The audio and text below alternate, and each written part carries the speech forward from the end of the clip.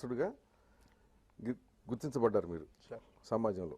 ప్రజల దృష్టిలో ఏంటంటే ఓకే బాలకృష్ణ గారు మంచి నటుడు, ఆయన మంచి పెద్ద హీరో, అదంతా ఓకే.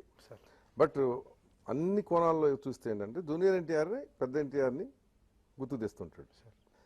సో ఆయన పార్టీలో కూడా ఆయన వారసత్వాన్ని ఎప్పుడు టేకప్ చేయొచ్చు సార్? అది నా జీవితంలో అప్పుడే రాని పేజీ గురించి నేను ఆలోచించాను సార్. ప్రస్తుతం ఏమిటి? ప్రస్తుతానికి నేను తెలుగుదేశం పార్టీకి కార్యకర్తని. ప్రస్తుతం కూడా తెలుగుదేశం పార్టీకి కార్యకర్తని. నేను ఎప్పుడు లైఫ్ లాంగ్ బ్రతికినంత కాలం తెలుగుదేశం పార్టీ ఉప్పు తినే బ్రతకాలి మేము. తెలుగుదేశం పార్టీ అలాంటిది.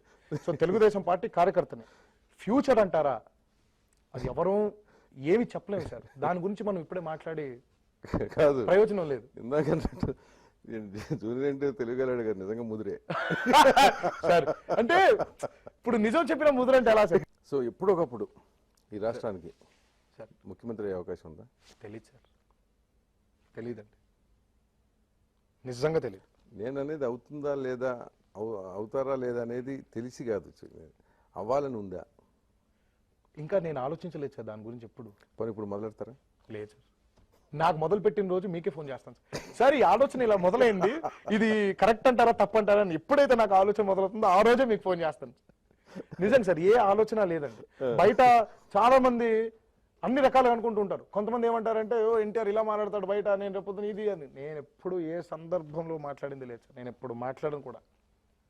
నాకు అత్యంతంగా సన్నిహితులైన అందరిని కనుక్కోండి, ఎప్పుడు కూడా ఏ మాట నాకు ఎందుకంటే సార్ నాకు తెలియదు సార్, ఎప్పుడేమవుతుందో మనకు తెలియదు. ఆలోచన కూడా రాలేదు. If it's written here, I don't know. If it's not written here, ఎంత ప్రయత్నించినావు. ఇప్పుడు ముఖ్యమంత్రి అయిపోవాలంటే చాలా ఈజీ కాదు సార్. ఈజీ కాదండి. అందరికీ ఉంటుంది ఆశ, అందరికీ ప్రతి ఒక్కరికి ఆశ ఉంటుంది. ఈ రోజు నాతో పనిచేసిన నా మేకప్ మ్యాన్ కూడా ఉంటుంది ఆశ, నేను ఆంధ్రప్రదేశ్కి ముఖ్యమంత్రి అవ్వాలి. ఆశ ఉంటే సరిపోదు సార్, సాధన ఉండాలి. నాకు నిజంగా ఎందుకంటే అంటే ఆశ అంటే ఎవరు పడితే వాళ్ళు ఆశ పట్టడంలో అర్థం ఉండదు. అప్పుడు ఎంతో కొంత అర్హత ఉండాలి. ప్రస్తుతానికి నేను కూడా అలాగే అనుకోండి సార్. నాకేముంది సార్ అర్హత, ఇంకా చాలా ఉంది సార్. ఇప్పుడిప్పుడే సార్ లైఫ్ అంతా మొదలైంది. ఇప్పుడే రెండో పునర్జన్మ వచ్చిందని అనుకోవాలి. కానీ ఉన్నంత కాలం మాత్రం one thing, my faith, my loyalty, I will be faithful only to TDP party. నేను తెలుగుదేశం పార్టీకి చెందిన వ్యక్తిని. అది మా తాతగారు స్థాపించిన పార్టీ. ఆయనంటే మాకు విశ్వాసం ఉంది. పసుపు జెండాను చూస్తే మాకేమవుతుందో తెలియదు.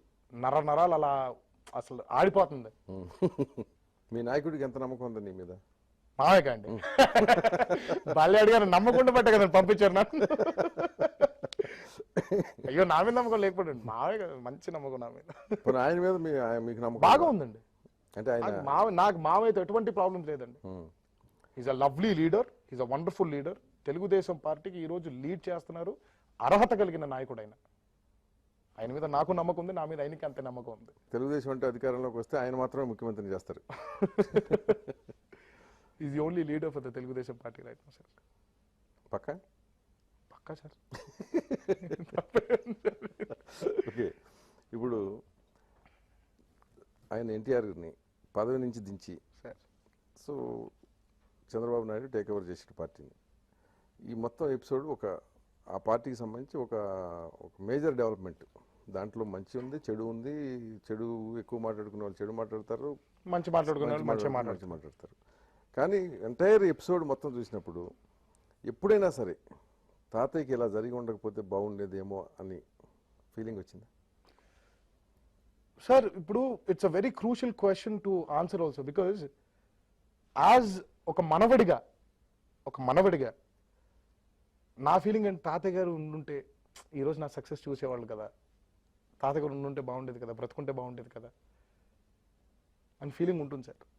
బతుకుంటే ఓకే, బట్ యాజ్ అ మనవడిగా, but as a normal person sitting here, I don't know anything about it. నా వయసు చాలా చిన్నది సార్. ఏం జరిగిందో, ఎందుకు జరిగిందో, ఎలా జరిగిందో, ఏమిటో, ఆ కాన్సిక్వెన్సెస్ ఏమిటో ఇవన్నీ ఏమీ తెలియదు. I don't know anything. A party took a decision, sir. Sir Rama Rao garu పార్టీని ఒక వ్యక్తిగా మొదలు పెట్టారు సార్.